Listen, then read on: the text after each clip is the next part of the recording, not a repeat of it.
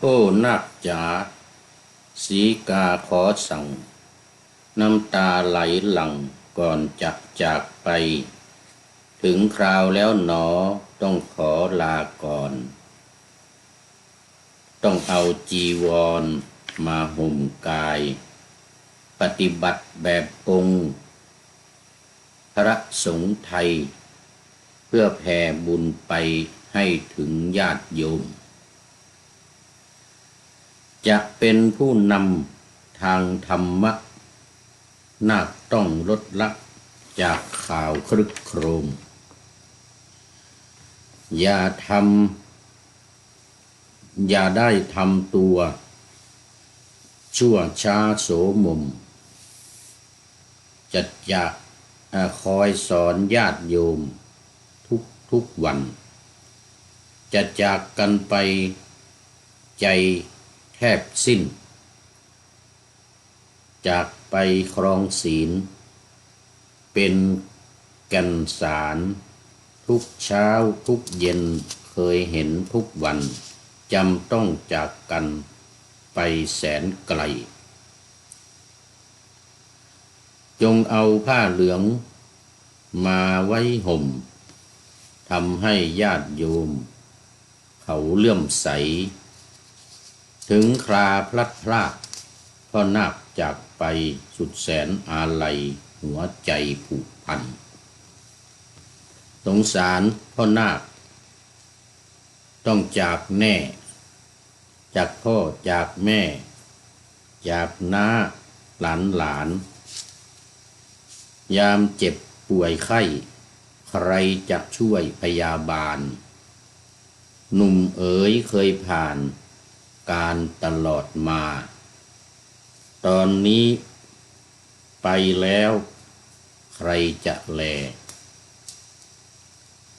คนเฒ่าคนแก่แลไม่เห็นหน้า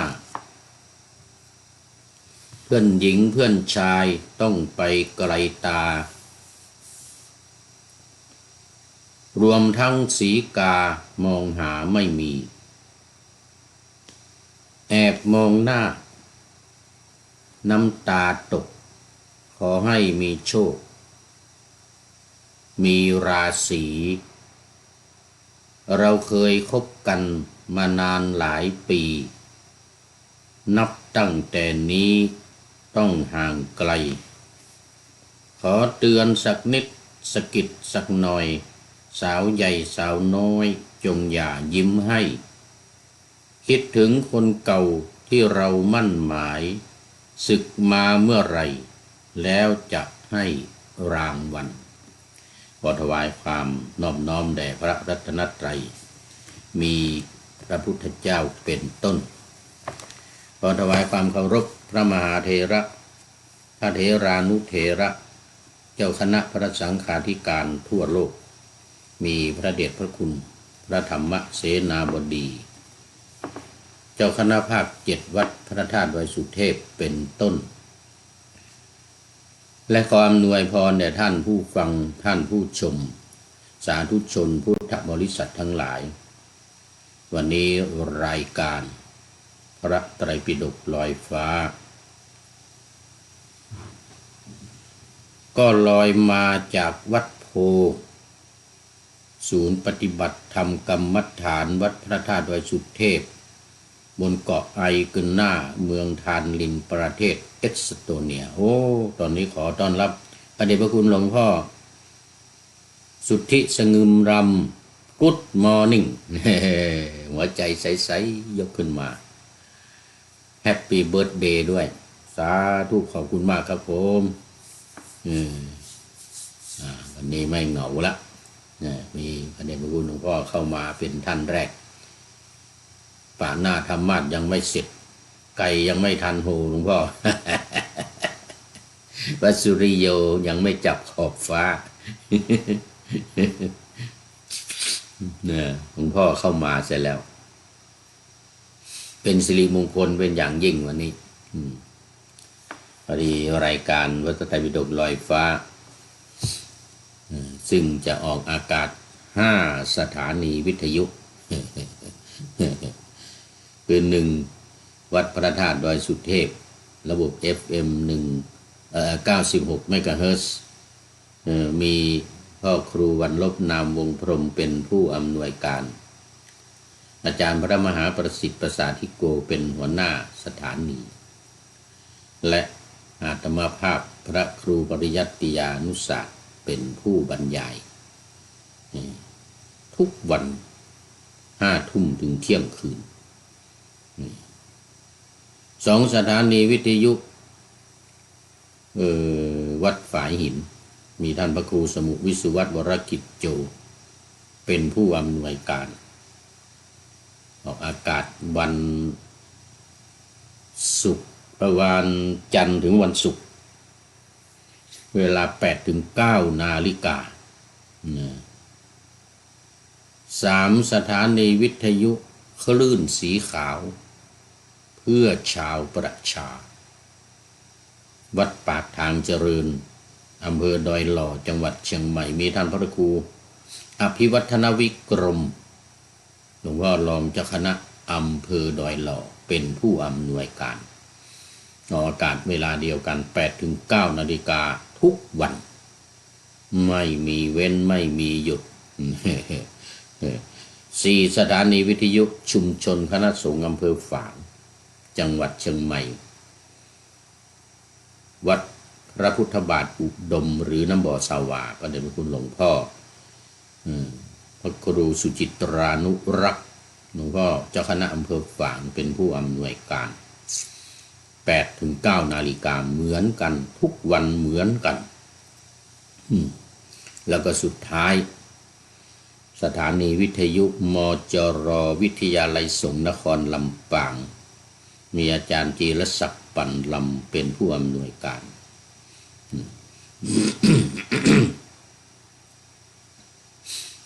ผู้อำนวยการสถานีนะอำนวยการสถานีวิทยุสำหรับผู้อำนวยการวิทยาลัยสงฆ์นครลำปางก็ท่านอาจารย์พระมหา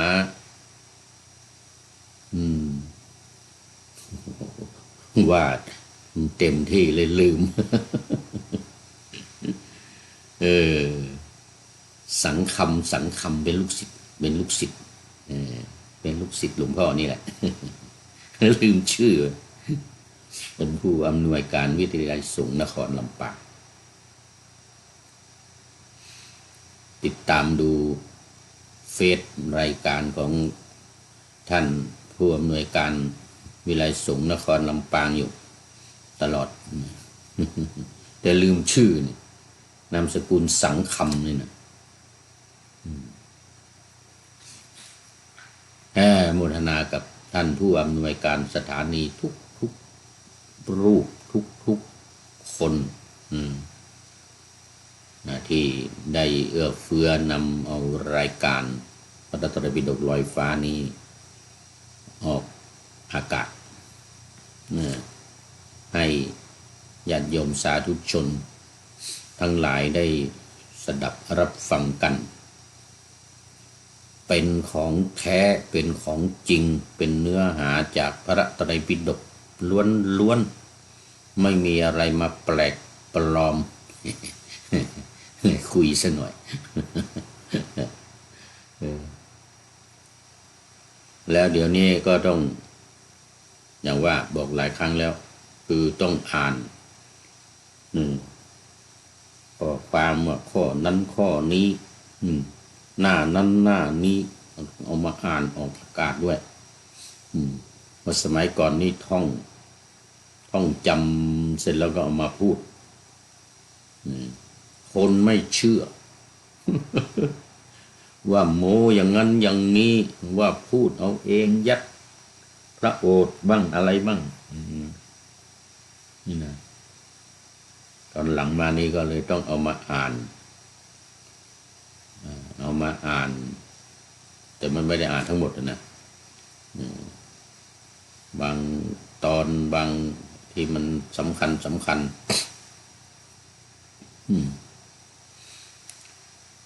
ก็วันนี้บันทึกเสียงมาเหมือนเดิมผ่านทาง Facebook ไลฟ์สวัยเทพบุญจากวัดโพ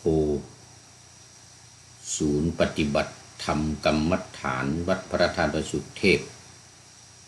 บนเกาะเล็กๆเกาะไอกาน่านี่นะเมืองหลวงของประเทศเอสโตเนียก็คือเมืองทานลินอยู่ใกล้ๆกันนี่แหละอยู่ในเขตเดียวกันอยู่ใกล้เดียวกันนี่เนี่ย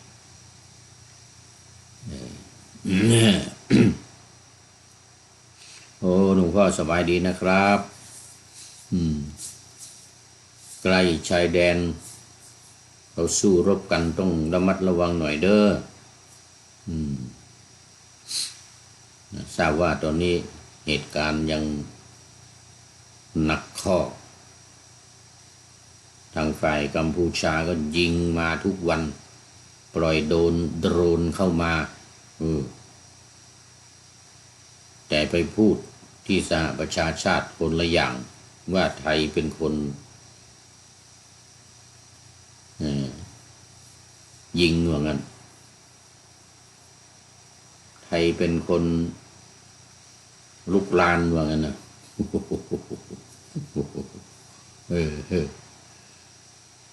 ท่านทูตอดีตทูตรัฐมนตรีว่าการต่างประเทศคนปัจจุบันจึงต้องไปแก้ข่าวบอกให้ชาวโลกได้ทราบว่านั่นนะมันเป็นการพูดโกหกหลอกลวงความจริงกัมพูชานั่นแหละยิงมาเข้าเขตมาส่งคนเข้ามาอยู่ในเขตไทย ส่วนหนึ่งก็มาในช่วงที่เขมรแตกเราก็อบอุ้มให้ที่อยู่ที่อาศัยพอบ้านเมืองเรียบร้อยเป็นปกติก็ไม่กลับไปอีกทางรัฐบาลก็ส่งเสริมให้คนออกมาอยู่เพิ่มเติม เป็นจำนวนมาก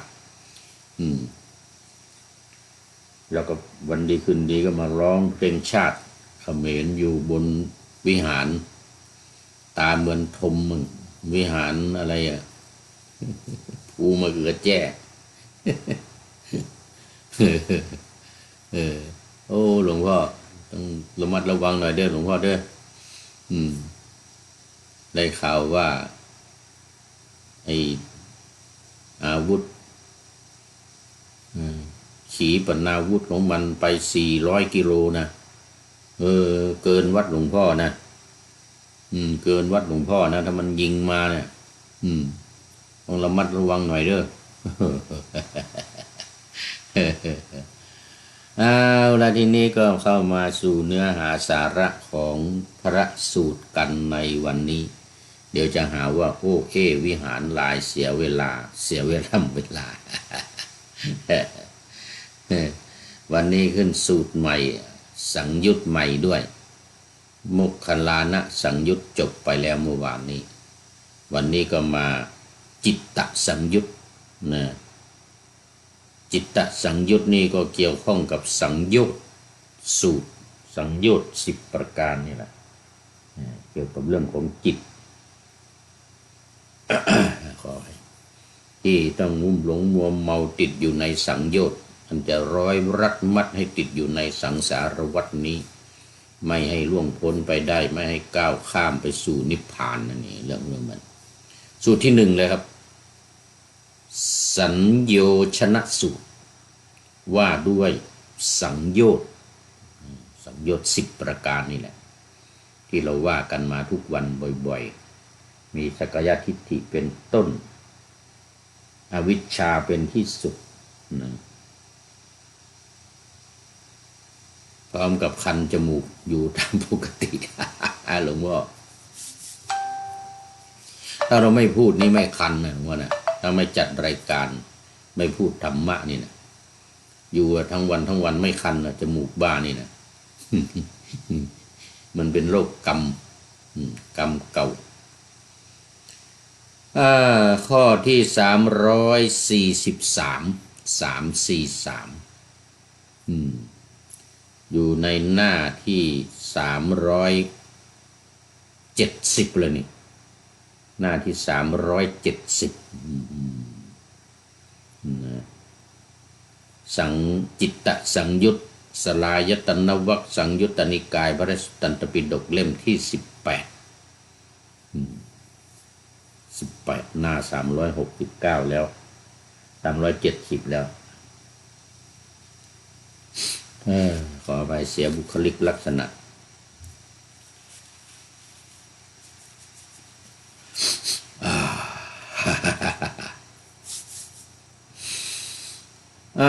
มาสมัยหนึ่งภิกษุผู้เป็นเถระหลายรูปอยู่ที่อัมพากตะวันเขตเมืองมัชชิกาสันสมัยนั้นภิกษุผู้เป็นเถระหลายรูปกลับจากบิณฑบาตภายหลังฉันภัตตาหารเสร็จแล้วก็นั่งประชุมกันณปร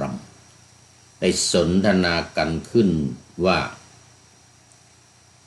ผู้มีอายุทั้งหลายธรรมเหล่านี้คือสังโยชน์ก็ดีธรรมที่เกื้อกูลแก่สังโยชน์ก็ดี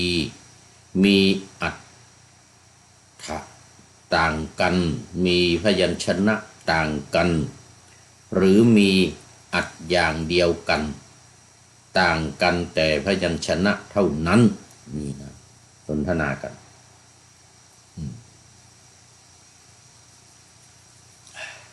สนทนากันไปก็คันจมูกไป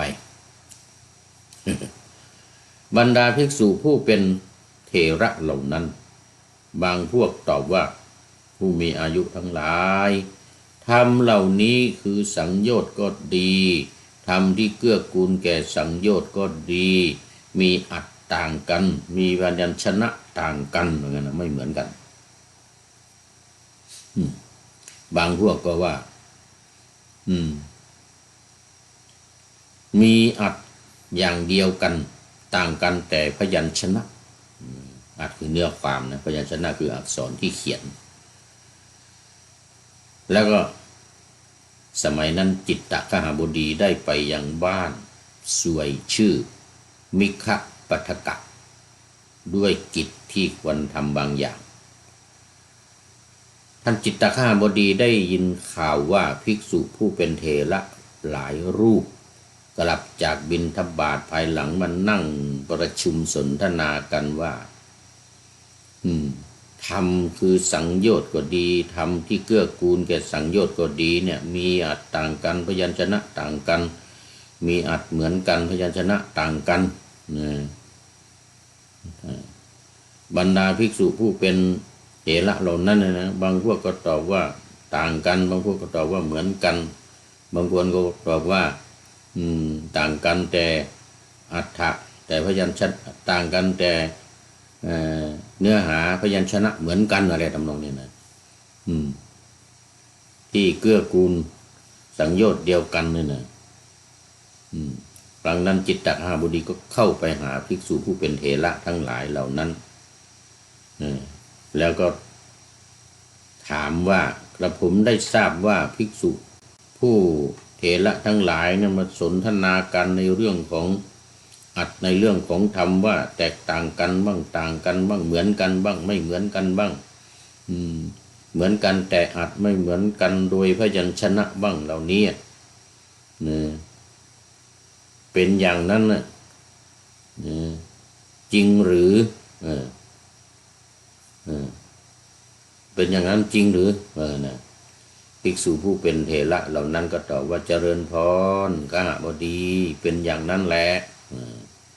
จิตตคหบดีก็เลยกล่าวว่าท่านผู้เจริญทั้งหลาย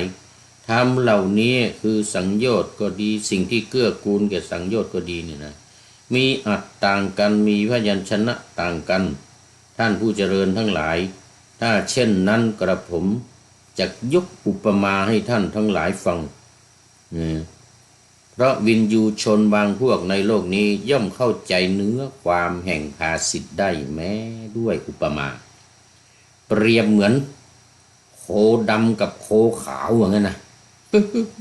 เขาผูกติดกันด้วยสายคร่าวหรือด้วยเชือกเส้นเดียวกันผู้ใดพึงกล่าวอย่างนี้ว่าโคด เกี่ยวเนื่องกับโคขาวโคขาวเกี่ยวเนื่องกับโคดำผู้นั้นเมื่อกล่าวพึงกล่าวถูกต้องหรือไม่ถูกต้องข้าบดีว่างั้นนะภิกษุทั้งหลายว่าไม่ถูกโคดำไม่เกี่ยวกับเชือกขาวไม่เกี่ยวเนื่องกันหรอกนะแม้โคขาวก็ไม่เกี่ยวเนื่องกับโคดำเหมือนนะแต่โคทั้งสองนั้นถูกเขาผูกด้วยเชือกคร่าวหรือเชือกเส้นเดียวกันสายคร่าวหรือเชือกนั้นเนี่ยจึงเกี่ยวเนื่องในโคทั้งสองนั้นท่านผู้เจริญทั้งหลายอุปมานี้ฉันใดอุปไมยก็ฉันนั้นเหมือนกันตาไม่เกี่ยวข้องกับรูปรูปก็ไม่เกี่ยวข้องกับตาแต่เพราะอาศัยตาและรูปทั้งสองนั้นฉันทราคะจึงเกิดขึ้นตาและรูปนั้นจึงเกี่ยวข้องในฉันทราคะนั้นหูไม่เกี่ยวข้องกับเสียงจมูกไม่เกี่ยวข้องกับกลิ่นลิ้นไม่เกี่ยวข้องกับรสกายไม่เกี่ยวข้องกับโผฏฐัพพะหรือสิ่งของก็ไม่เกี่ยวกับกายแต่เพราะอาศัยกายและโผฏฐัพพะทั้งสองนั้นฉันทราคะจึงเกิดขึ้นคือความพอใจในด้วยอำนาจของความใคร่นะเกิดขึ้นกายและโผฏฐัพพะในกายและโผฏฐัพพะฉันนั้นมันจึงเกี่ยวข้องกันเพราะ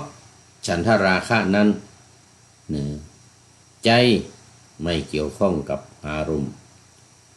ณ์ก็ไม่เกี่ยวข้องกับใจแต่เพราะอาศัยใจและธรรมารมณ์ทั้งสองนั้นฉันทราคะจึงเกิดขึ้นใจและธรรมารมณ์นั้นจึงเกี่ยวข้องกันในฉันทราคะนั้นกหบดีเป็นลาภของท่านได้ดีแล้วที่ปัญญาจักษุของท่านยังลงในพระพุทธพจน์ที่ลึกซึ้งนะภิกษุทั้งหลายว่ายกย่องขหจิตตขหบดีสัญโยชนะสูตรที่หนึ่งนี้ก็จบตรงที่ภิกษุทั้งหลายก็เห็นด้วยแล้วก็ยกย่องจิตตขหบดีในเรื่องของตาหูจมูกลิ้นกายใจและรูปเสียงกลิ่นรสสัมผัสหรือสิ่งของที่มาสัมผัสกายและความคิดที่เกิดกับใจมันเป็นคนละอย่างกันมันเป็นคนละเรื่องกันแต่มันอาศัยฉันทราคะนั่นเองมันจึงทำให้มาเกี่ยวเนื่องกันเกี่ยวข้องกันถ้าไม่มีฉันทราคะคือความใคร่ความพอใจด้วยอำนาจของความยินดีด้วยความใคร่เนี่ยนะมันก็ไม่มีอะไรตาเห็นรูปก็เห็นอย่างนั้นหูได้ยินเสียงก็ได้ยินอย่างนั้นจมูกได้กลิ่นก็ได้ไปอย่างนั้น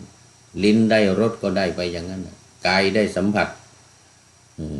ก็ได้ไปอย่างนั้นใจได้ความคิดก็ได้ไปอย่างนั้นไม่มีปัญหาไม่เกิดทุกข์ลำบากยากเย็นยากเข็ญอะไรหรอกแต่เพราะความมีกิเลสคือฉันทะเนี่ยฉันทะราคะเนี่ยความใคร่เนี่ยมันเกิดขึ้นมามันจึงทำให้เกิดปัญหา มันจึงทำให้เกิดปัญหาแย่งชิงอยากได้ชิงดีชิงเด่นกันเหล่านี้เป็นต้นถ้าไม่มีฉันทราคะปัญหาไม่เกิดไม่มีปัญหาอะไรอย่างนี้เพราะพวกนั้นมันไม่รู้เรื่องอะไรกันมันไม่ได้เกี่ยวข้องอะไรกันแต่มันมีฉันทราคะเกิดขึ้นมันก็เลยเกี่ยวข้องกันโดยธรรมชาติแล้วว่าแล้วธรรมชาติสัจธรรมก็เข้ามาพอดี พอพูดถึงธรรมชาติสัจธรรมก็เข้ามาพอดีคุณโยมกราบนมัสการขอรับหลวงพ่อเอาจากนครศรีธรรมราชมาแล้วโมทนาวันนี้มาแต่เช้าเลยเหมือนกันมาแต่เช้าเลย โอ้เป็นยังไงบ้างเนาะดังนครศรีธรรมราชฝนตกฟ้าฝนตกบ้างหรือเปล่า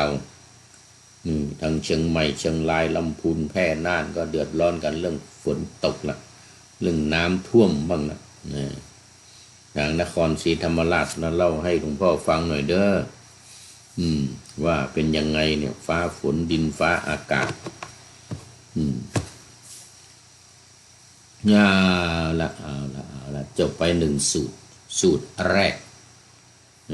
สูตรแรกจบไปแล้วสังโยชน์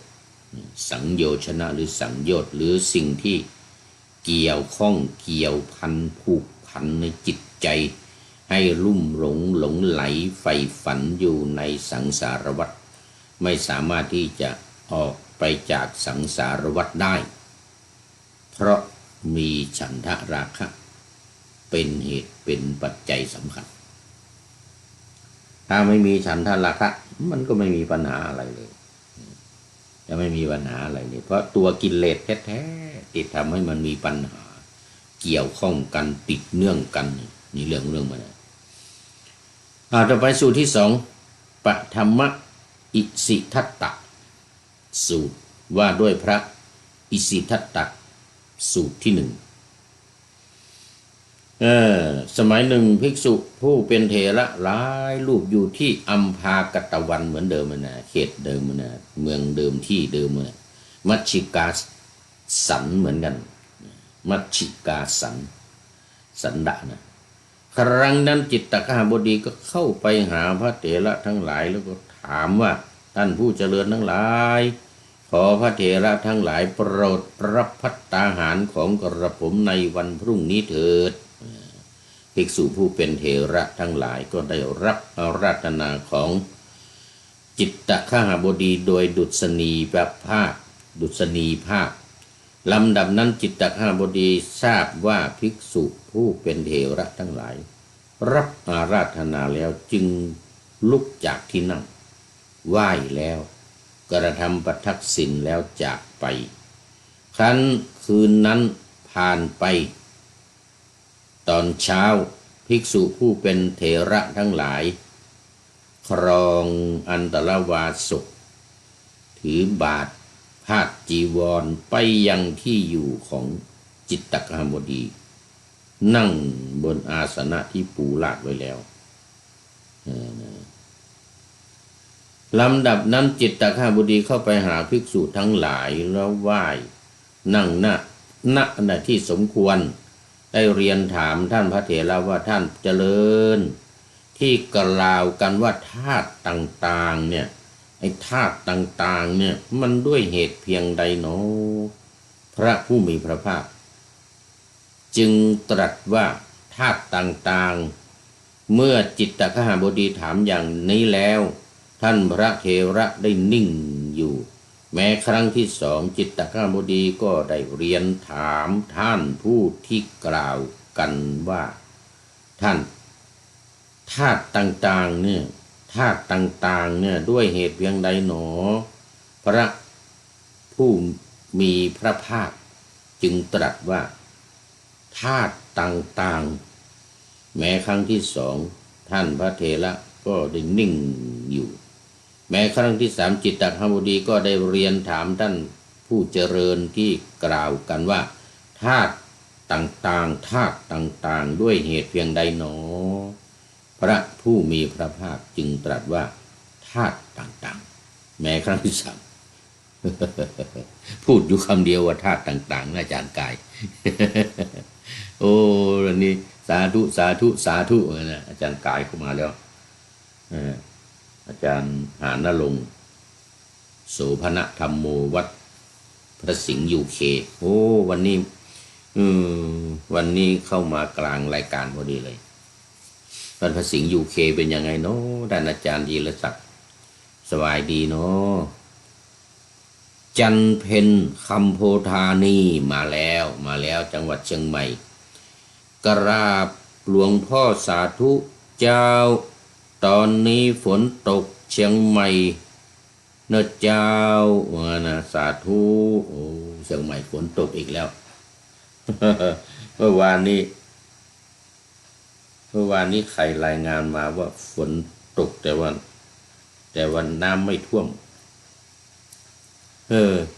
โยมท่านเพนนี่แหละฝนตกแต่น้ำไม่ท่วมเนี่ยสาธุสาธุว่านะโมทนาโมทนาคุณโยมจำเพนคำพุทธาลูกศิษย์ของท่านอาจารย์มหาวิษณุจารุธรรมโมอดีตเจ้าวาดวัดเจ็ดลินแล้วนะโมทนา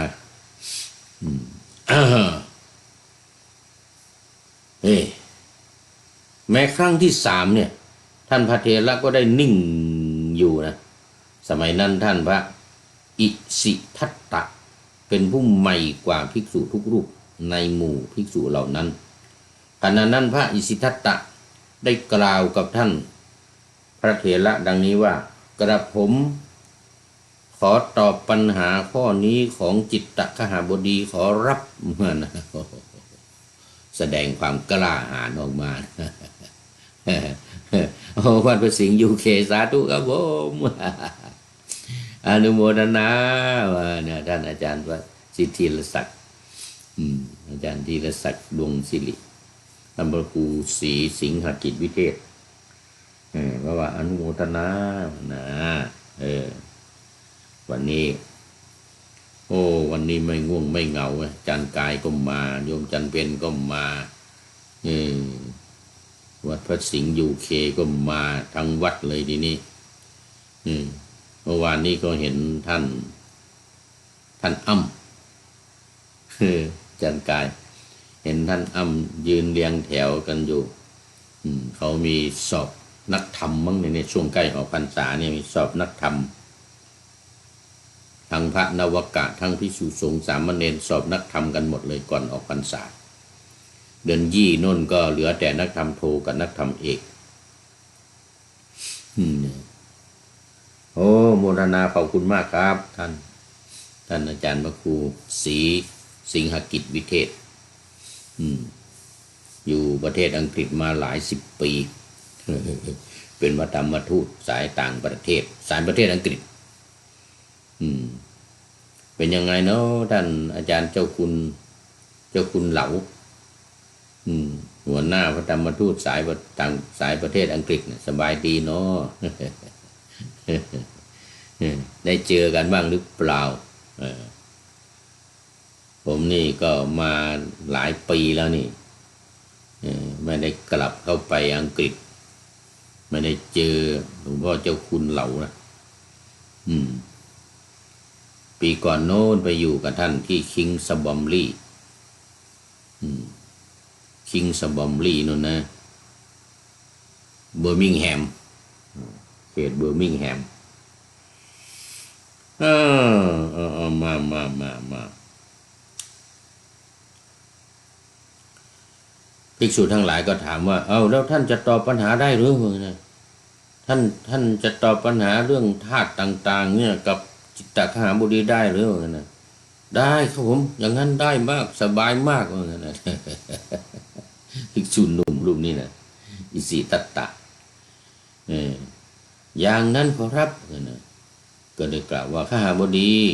พระผู้มีพระภาคตรัสธาตุต่างๆไว้ดังนี้ว่าจักขุธาตุรูปธาตุจักขุวิญญาณธาตุอันนี้เนี่ยพูดถึง58แล้วทีนี้เป็นชุด6ชุดละ3ชุดแรกตากับหูเนี่ยนะเป็นธาตุ2ธาตุแล้วก็มีวิญญาณธาตุเกิดขึ้นมาอีกธาตุหนึ่งเกิดขึ้นภายในใจรู้ผ่านทางตากับรูป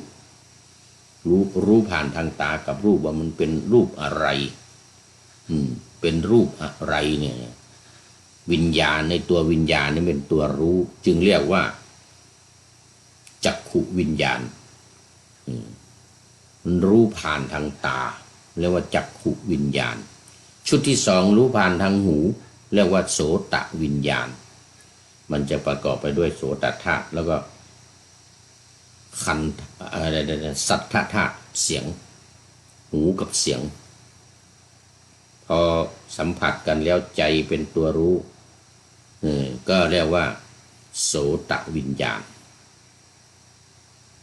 คราวนี้จนถึงมโนวิญญาณชุดที่สามชุดที่สี่ห้าหกชุดที่สามก็จมูกกับกลิ่น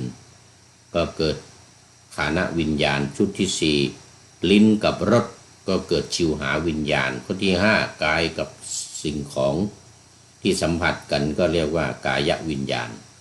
ส่วนชุดที่หกชุดสุดท้ายใจกับความคิดกระทบกันก็เกิดเป็นมโนวิญญาณคือมันรู้ผ่านทางใจเนี่ยรู้ผ่านทางใจเรียกว่ามโนวิญญาณด้วยเหตุเพียงเท่านี้แลเหมือนนะวิญญาณธาตุพระผู้มีพระภาคจึงตรัสว่าธาตุต่างๆก็หมายถึงธาตุ18ธาตุต่างๆนี่หมายถึงธาตุ18นั่นเอง6ชุดละ3 3 6 18ดังที่กล่าวมาเราว่ากันบ่อยๆนะเราก็ว่ากันบ่อยๆแล้วลำดับนั้นจิตตคหบดีชมยินดีภาสิทธิ์ของท่านอิสิทัตตะได้นำของขบฉันอันประณีตประเคนภิกษุผู้เป็นเถระทั้งหลายให้อิ่มหนำด้วยตนเองขณะนั้นภิกษุผู้เป็นเถระทั้งหลายฉันเสร็จแล้ววางมือจากบาตรลุกจากอาสนะแล้วจากไปต่อมาท่านพระเถระได้กล่าวกับท่านพระอิสิทัตตะดังนี้ว่าดีละดีละดีละเนี่ย3 ครั้งท่านอิสิทัตตะเนี่ยปัญหาข้อนี้แจ่มแจ้งแก่ท่านไม่แจ่มแจ้งแก่ผมถ้าเช่นนั้นเมื่อปัญหาเช่นนี้มาถึงแม้โดยประการอื่นท่านพึงตอบปัญหานั้นแลปฐมอิสิทัตตสูตรที่2จบเอาไปเอามาอิสิทัตตะนี่เก่งกว่าพระเถระทั้งหลายสามารถตอบปัญหาของจิตตคหบดีได้ก็เรื่องจักขุโสตกายะชิวหากายะมโนจะไปยงไปยากอะไรนี่ อิสิทัตตะอาสาวิกษุทั้งหลายตอบจิตตคหบดีแล้วก็ถูกต้องด้วยพระเถระทั้งหลายก็ยกย่องสาธุการไปพร้อมๆกันคราวนี้มาต่ออีก1สูตรทุติยะอิสิทัตตะเมื่อกี้นี้ปฐมะนะปฐมะอิสิทัตตะตัวนี้ทุติยะนะสมัยหนึ่งพระผู้มีพระผู้เป็นเถระทั้งหลายอยู่ที่อัมพากตะวันอัมพาตกวันเขตเมืองมัชชิกาสันไม่ค่อยปรากฏเท่าไหร่มัชชิกาฉันเนี่ยนะทุกทีมันจะปรากฏแต่สาวัตถีบ้างราชคฤห์บ้างปาราณสีบ้างนี่นะอันนี้มาแปลกมัชชิกาฉันมัชชิกาสันดัดที่แปลว่าป่าไม้เนี่ยนะอันนี้ไม่ใช่คำว่าวนาวนนะแปลว่าป่าอันนี้ใช้คำว่าสันนี่มันจะหมายถึงป่าที่หนาทึบนะไม่ใช่ป่าธรรมดา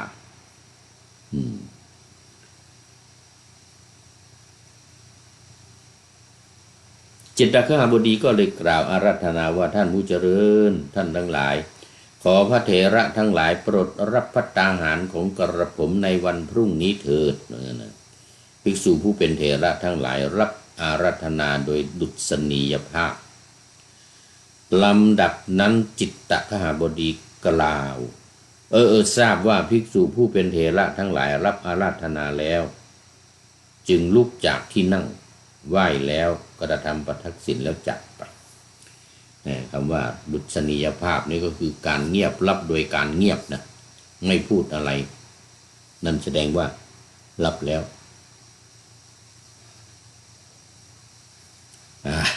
ขออภัยตอนนี้6 โมงเย็นที่นี่กำลัง บ่าย2 โมง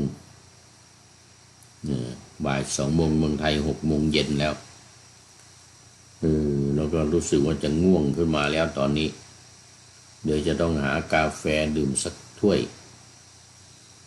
แต่ปรากฏว่ากาแฟที่นี่เป็นกาแฟที่ไม่มีคาเฟอีนอันที่มีก็มีแต่เราไม่กินกาแฟที่นี่ไม่มีคาเฟอีนเขาเรียกดีคาร์บนี่พอฉันเข้าไปแล้วก็หลับปุ๋ยเลยหลับได้สบายตรงกันข้ามกับกาแฟทั้งหลายคาปูชิโน่ชิแน่ทั้งหลายท่านอาจารย์ธีรศักดิ์ดื่มคาปูชิโน่บ้างลาเต้บ้างอะไรวะนะอเมริกาโน่อย่างงี้นะแล้วก็กาแฟมีคาเฟอีนนี่นะมีกลิ่นหอมฟุ้งเต็มทั่วห้องนั่นนะไอ้นั่นเนี่ยอยากจะไปหาหลับเลยนะหาหลับไม่ได้หาหลับไม่ได้นี่เรื่องมันก็เลยไม่กินผู้พูดก็เลยไม่กินแต่ดีคาร์บดีคาเฟอีนไม่มีคาเฟอีนกลิ่นไม่หอมก็จริงเนี่ยแต่ว่ามันไม่เป็นอันตรายต่อร่างกายไม่เป็นอันตรายต่อใจต่อจิตหรือต่อประสาทนะในกาแฟที่มีคาเฟอีนที่มันแรงๆนะกลิ่นหอมฟุ้งนะเวลาชงเนี่ยหอมไปทั้งห้องอย่างนี้นะอันตรายด้วยอันตรายมาอันนี้สุดท้ายละลำดับนั้นจิตตคหบดีก็เข้าไปหาภิกษุผู้เป็นเถระทั้งหลายก็กราบถามว่าท่านผู้เจริญทิฏฐิหลายอย่างเกิดขึ้นในโลกว่าโลกเที่ยงหรือโลกไม่เที่ยงโลกมีที่สุดหรือโลกไม่มีที่สุดชีวะกับสรีระเป็นอย่างเดียวกันหรือชีวะกับสรีระเป็นคนละอย่างกันก็คำก็เหมือนกับที่ผ่านมานะหลังจากตายแล้วตถาคตไม่เกิดอันนี้ก็เป็นมติอีกอย่างหนึ่งเกิดอีกก็เป็นอีกมติอย่างหนึ่งหลังจากตายแล้วเนี่ยถามว่าเกิดอีกก็ไม่ใช่ไม่เกิดอีกก็ไม่ใช่แปลกตายแล้วตถาคตเนี่ยเกิดอีกหรือไม่เกิดอีกนี่หรือหลังจากตายแล้วเนี่ยตถาคตจะว่าเกิดอีกก็ไม่ใช่ไม่เกิดอีกก็ไม่ใช่ว่านะพวกพราหมณ์ทั้งหลายอย่างเงี้ยมีความคิดเห็นอย่างเป็นอย่างนี้อะไรก็ไม่รู้ใช่ก็ไม่ใช่ไม่ใช่ก็ไม่ใช่ทิฏฐิ62ของเขาเนี่ยเรื่องมันทิฏฐิ62อย่างนั้นพระผู้มีพระภาคตรัสไว้แล้วในพรหมชาลสูตรนะจริงด้วยท่านผู้เจริญเมื่ออะไรมีทิฏฐิเหล่านั้นจึงมีเมื่ออะไรไม่มีทิฏฐิเหล่านั้นจึงไม่มีก็เมื่อจิตตคหบดีถามอย่างนั้นแล้วนะท่านพระเถระได้นิ่งอยู่แม้ครั้งที่2จิตตคหบดีก็ถามเหมือนเดิมแม้ครั้งที่3จิตตคหบดีก็ถามเหมือนเดิมว่าท่านผู้เจริญทั้งหลายทิฏฐิทั้งหลายเกิดขึ้นในโลกว่าโลกเที่ยงหรือโลกไม่เที่ยงโลกมีที่สุดหรือไม่มีที่สุดชีวะกับสรีระเป็นอย่างเดียวกันหรือชีวะกับสรีระเป็นคนละอย่างกันหลังจากตายแล้วนี่ตถาคตเกิดอีกหรือหลังจากตายแล้วตถาคตไม่เกิดอีกคำว่าตถาคตในที่นี้หมายถึงอัตตานะอัตตาหมายถึงตัวตนของเรานี่แหละที่ทางศาสนาพราหมณ์เขาถือนักถือหนาแหละว่าเป็นตัวเป็นตนนุ่นอยู่มีพระพรหมอยู่ข้างบนนุ่นเป็นผู้สร้างทุกคนตายแล้วต้องไปอยู่กับพระพรหมเท่านั้นว่างั้นนะถ้าไม่ไปอยู่กับพระพรหมก็ตกนรกนี่เรื่องมันอันนั้นจะตถาคตจะเกิดอีกหรือไม่เกิดอีกเนี่ยพระพุทธศาสนาหรือพุทธเจ้าไม่เกี่ยวข้องก็มีแต่พวกพราหมณ์พวกศาสนาอื่นที่ถือกันทิฏฐิ62อย่างพระผู้มีพระภาคตรัสไว้แล้วในพรหมชาลสูตรท่านผู้เจริญเมื่ออะไรมีทิฏฐิเหล่านั้นจึงมีเมื่ออะไรไม่มีทิฏฐิเหล่านั้นจึงไม่มีเป็นครั้งที่3ท่านพระเถระก็ได้นิ่งอยู่ สมัยนั้นท่านพระอิสิทธัตถะเป็นผู้ใหม่กว่าภิกษุทุกรูปในหมู่ภิกษุเหล่านั้นขณะนั้นท่านพระอิสิทธัตถะก็ได้กล่าวกับท่านพระเถระทั้งหลายว่ากระผมขอตอบปัญหาข้อนี้เองจิตตคหบดีเองก็ขอรับพระเถระว่าอิสิทธัตถะท่านจงตอบปัญหาข้อนี้ของจิตตคหบดีเถิดท่านอิสิทธัตถะก็ได้ถามว่าคหบดีท่านถามว่าท่านผู้เจริญทิฏฐิหลายอย่างเกิดขึ้นในโลกว่าโลกเที่ยงหรือโลกไม่เที่ยงโลกมีที่สุดหรือไม่มีที่สุดเป็นต้นเนี่ยท่านผู้เจริญเมื่ออะไรมี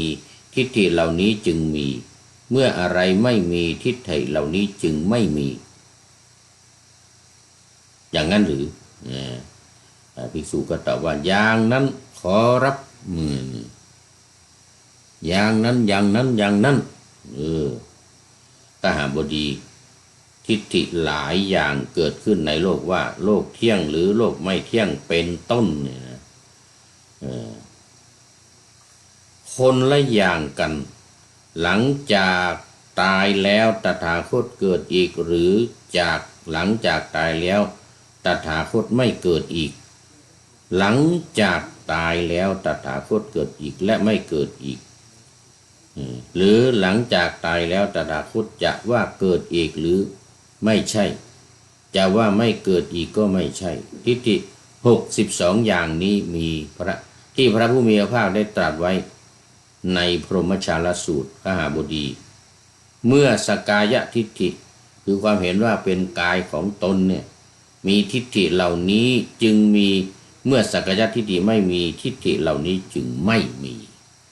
นี่ค่อนข้างจะยากหน่อยนะเนี่ยเป็นข้อความที่ลึกซึ้งเป็นความหมายที่สลับซับซ้อนกันหน่อยต้องขออภัยท่านผู้เจริญสกายทิฏฐิย่อมมีได้อย่างไรย่อมมีได้อย่างไรข้าบดีปุถุชนในโลกนี้ผู้ไม่ได้สดับไม่ได้เห็นพระอริยะไม่ฉลาดในธรรมของพระอริยะไม่ได้รับการแนะนำในธรรมของพระอริยะไม่ได้เห็นสัตบุรุษไม่ฉลาดในธรรมของสัตบุรุษไม่ได้รับการแนะนำในธรรมของสัตบุรุษพิจารณาเห็นรูปโดยความเป็นอนัตตาโดยความเป็นอัตตาก่อนพิจารณาเห็นอัตตาว่ามีรูปพิจารณาเห็นรูปในอัตตาหรือพิจารณาเห็นอัตตาในรูปพิจารณาเห็นเวทนาสัญญาสังขารและวิญญาณก็เหมือนเดียวกันนี้ท่านผู้เจริญสักกายทิฏฐิเหล่านี้ไม่ใช่มีได้อย่างไรภิกษุว่ากล่าวกับข้าบดีว่าอริยสาวกในศาสนานี้ผู้ได้รับได้เห็นพระอริยะฉลาดในธรรมของพระอริยะได้รับการแนะนำในการของพระในธรรมของพระอริยะได้เห็นสัตบุรุษฉลาดในธรรมของสัตบุรุษได้รับการแนะนำในธรรมของสัตบุรุษไม่พิจารณาเห็นรูปโดยความเป็นอัตตาแต่พิจารณาเห็นอัตตาว่ามีในรูปไม่มีในรูปไม่พิจารณาเห็นรูปในอัตตาหรือไม่พิจารณาเห็นอัตตาในรูปไม่พิจารณาเห็นเวทนาสัญญาสังขารและวิญญาณโดยความเป็นอัตตาไม่พิจารณาเห็นอัตตาแก่ว่าวิญญาณไม่พิจารณาเห็นวิญญาณในอัตตาหรือไม่พิจารณาเห็นอัตตาในวิญญาณข้าบดีสกายทิฏฐิย่อมไม่มีย่อมมีได้อย่างนี้แหละดูไปดูมาเหลือแต่วัดพระสิงห์ยูเค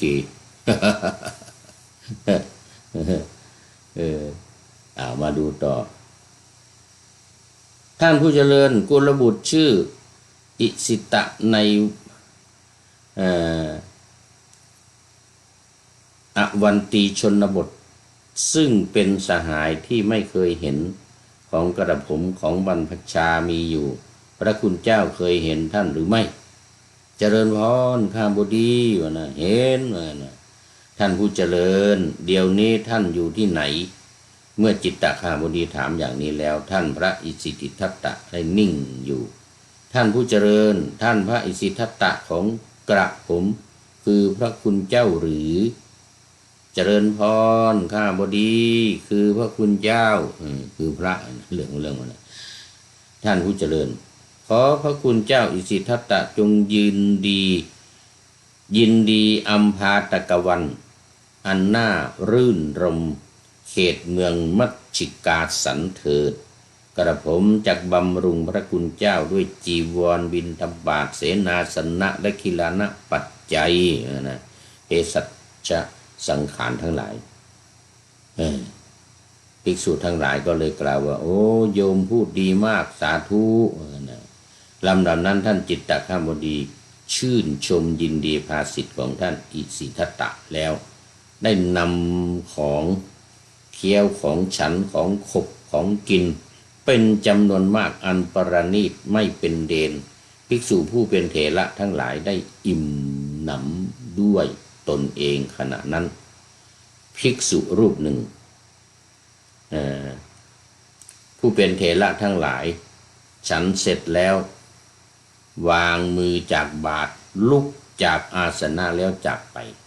ต่อมาท่านพระเถระได้กล่าวกับพระอิสิทธัตถะนี้ว่าดีละท่านอิสิทธัตถะนะดีแล้วดีแล้วดีแ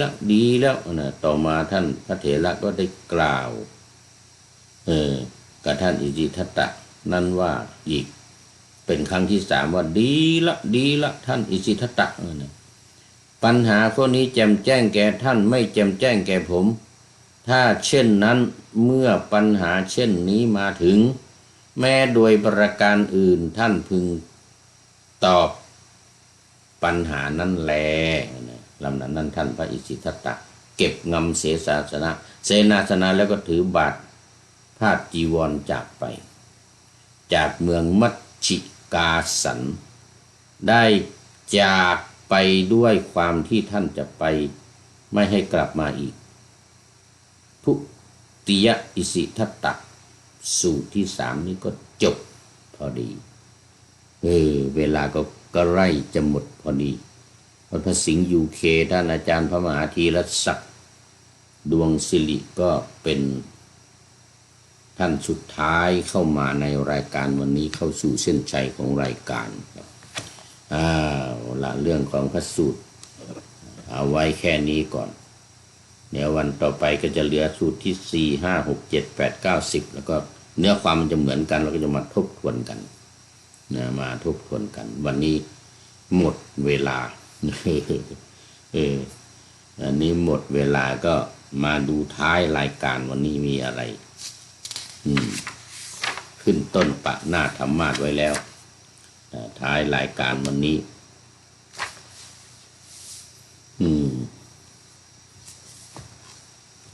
ท้ายรายการวันนี้จากน้องแก้มคำมาปฏิญญาคำมาเรื่องสีกาสั่งนาคนี่ก็เกี่ยวข้องกับธรรมะในพระไตรปิฎกที่ว่ามาวันนี้คือการควบคุมตาหูจมูกลิ้นกายใจหรืออายตนะทั้ง6หรือธาตุทั้ง18ที่มันเกี่ยวข้องกันแล้วก็เกิดขึ้นแล้วต้องสำรวมอินทรีย์โดยมีเนินแลของน้องแก้มเนี่ยน้องแก้มคำมานี่มาประกอบเปรียบเทียบกับการปฏิบัตินั้นปฏิบัติของ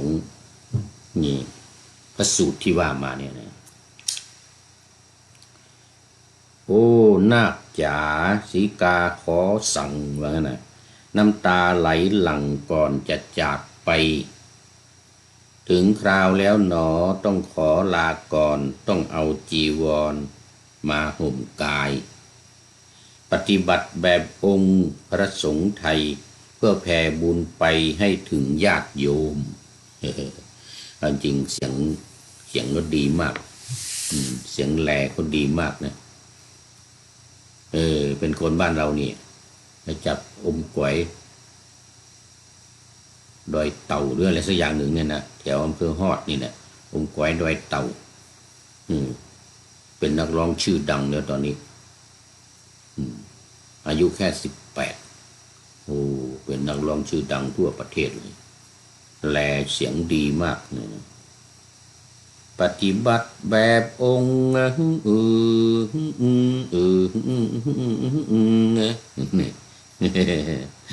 พระสงฆ์ไทยเพื่อแผ่บุญไปให้ถึงญาติโยมจะเป็นผู้นำ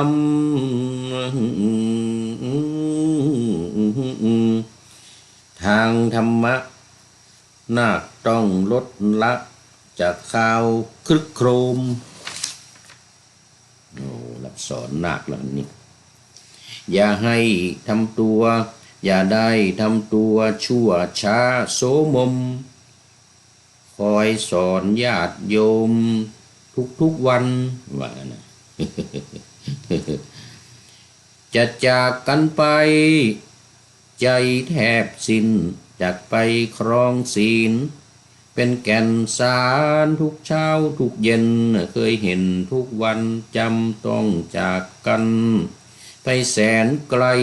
จงเอาผ้าเหลืองมาไว้ห่ม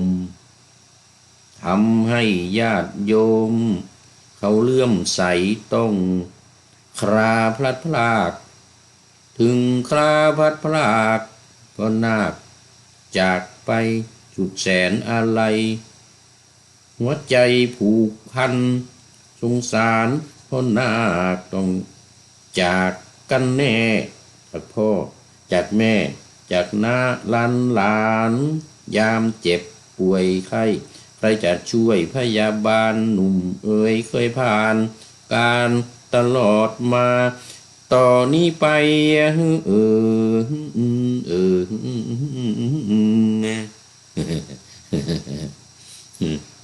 ใครจะแลคนเฒ่าคนแก่ไม่เห็นหน้าเพื่อนหญิงเพื่อนชายต้องไปไกลตารวมทั้งสีกามองหาไม่มีแอบมองหน้าน้ำตาตกขอให้มีโชคมีราศีเราเคยคบกันมานานปีนับตั้งแต่นี้ต้องห่างกันต้องห่างไกลขอเตือนนิดนะเนี่ยสะกิดสักหน่อยสาวใหญ่สาวน้อย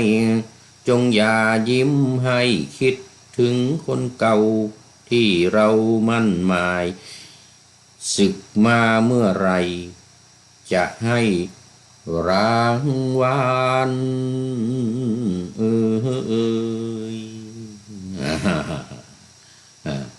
หมดเวลาพอดีจริงหรือเปล่าเนี่ยศึกมาจะให้รางวัลเตือนเป็นข้อคิดประจำท้ายรายการวันนี้สำหรับนาคที่จะบวชเป็นพระแล้วก็ต้องเคร่งครัดปฏิบัติรักษาศีลนี่นะต้องเอาผ้าเหลืองมาห่มทำให้ญาติโยมเขาเลื่อมใสถึงคราพลัดพราก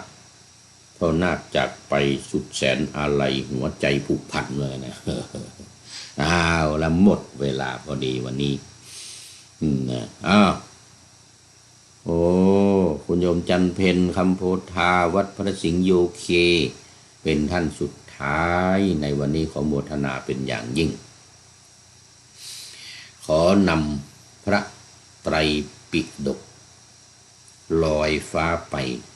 จากผู้ฟังทั้งหลายในโลกล่าวันต่อไปจะได้จรย้อนกลับมาสู่สถานีใหม่ให้ท่านฟังอย่าลืมเปิดวิทยุหรือเครื่องรับ